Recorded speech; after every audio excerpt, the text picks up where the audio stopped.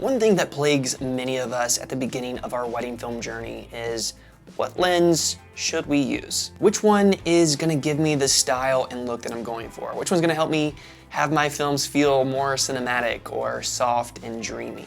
To be honest, there's no one size fits all to the tools that you choose to use, but what I have learned is that there are certain lenses that are best suited for certain situations and circumstances on the wedding day. So that's what this video is gonna be about. What lens you should consider using for every moment on the wedding day. But first, what's up everybody? Welcome back to the channel. If this is your first time here, my name's Jared with an I, and I've been filming weddings for over 13 years, and this channel is basically everything I wish I knew before I started filming weddings. So if you're into that sort of thing, it would mean so much if you consider liking and subscribing. In the world of wedding filmmaking, most people are using a zoom lens or a prime lens to capture the wedding day. Zoom lenses, of course, are more practical. They're gonna give you more versatility in coverage, allow you to cover a multitude of ranges from 24 to 70 or 28 to 105 or 35 to 150. You get the point. But prime lenses are also great because they offer that blurry background, the background separation, the shallower depth of field. They're gonna allow more light into your camera, so they're gonna be better in low light. They're gonna give you that beautiful balance of softness, but also sharpness at the same time. So when it comes to which one you should choose, yes, but really we wanna focus on the focal lengths. What are the focal lengths? What kind of feelings do they impart? And when should you use each one on the wedding day? Let's start with the 24mm. 24 has become one of my most favorite lenses in my gear bag because of its versatility and wide perspective. It's not just a wide angle lens. I've used this thing throughout the entire wedding day for a multitude of reasons. The first is to capture a wide shot when I'm building out my scenes.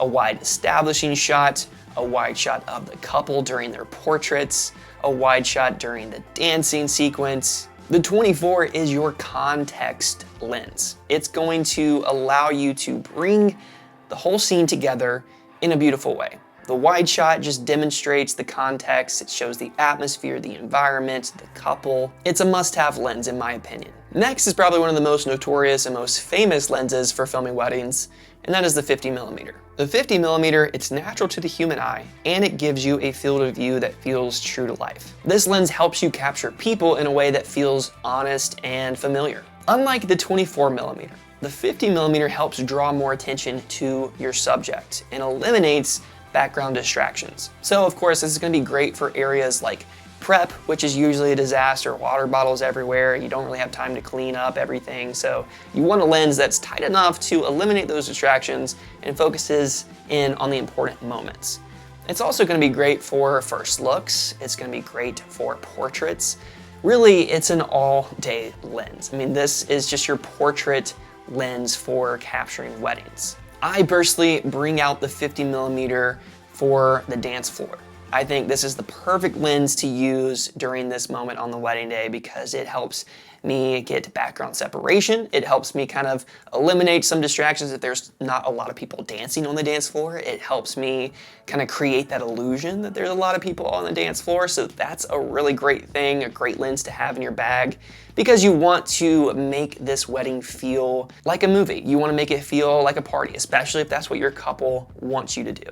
But again, the 50mm is one of those lenses that I would never compromise on. I'd always have one in my gear bag. Next, let's talk about the longer focal lengths like the 85, 105, and the 150.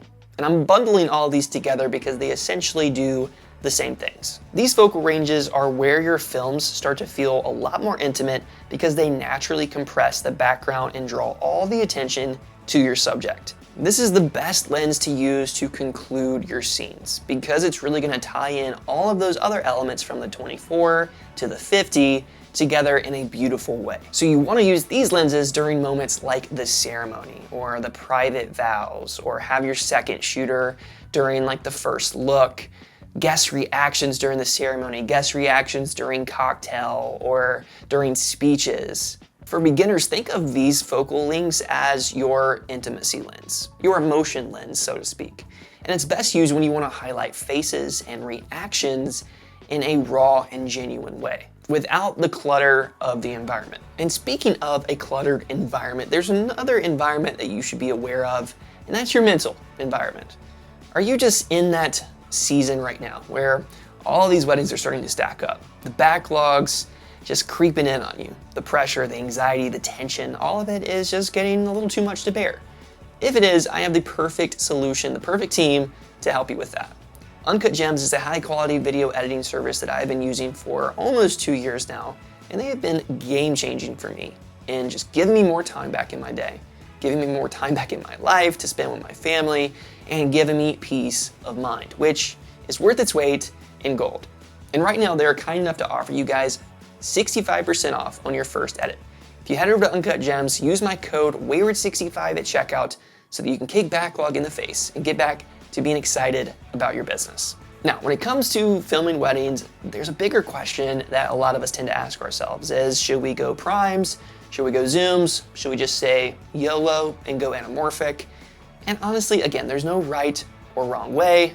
I would just say yes. Yes to either one. Primes are gonna give you shallower depth of field. They're gonna be better in low lit environments. They're gonna give you that softness. They're also gonna give you some sharpness. But on the other hand, zooms, again, they're more practical, they're more efficient. They help you cover more ground on the wedding day, and especially if you're dealing with a little bit of friction from the other creative teams on the day, having a zoom lens can just be life-saving. It can change the trajectory of your film's impact. If you're a solo shooter, if you're a beginner, I think a zoom lens is just gonna serve you well. I think it's gonna help you really learn the choreography of a wedding day. It's gonna help you get more comfortable and confident in your abilities. So I would always recommend starting with a zoom lens. And then as you get better and more equipped, maybe transition to some prime lenses and see which one you like better. But at the end of the day, the lens you choose isn't about chasing the most expensive option. It's not about copying other filmmakers. It's really about knowing what story you want to tell and what lens is gonna help you tell it in the way that only you can. Whether it's wide lenses like the 24 that helps you set the scene and invite viewers into the space, or mid-range lenses like the 50mm that is a beautiful portrait lens that can serve you well throughout the entire wedding day, or longer focal lengths that really help you drive the emotion home, help you capture those raw feelings from a distance without drawing attention to yourself, which I think is equally important too when you're considering lenses. Whether you lean on the flexibility of zooms or the character of primes, the real power comes from learning how and when to use them intentionally. Master that, and every lens in your tool bag becomes a storytelling tool, and not just a piece of gear to stress about. But that's it for me. Thanks so much for watching. I hope you guys found this video helpful and valuable in some way. If you did, it would mean so much if you consider liking and subscribing.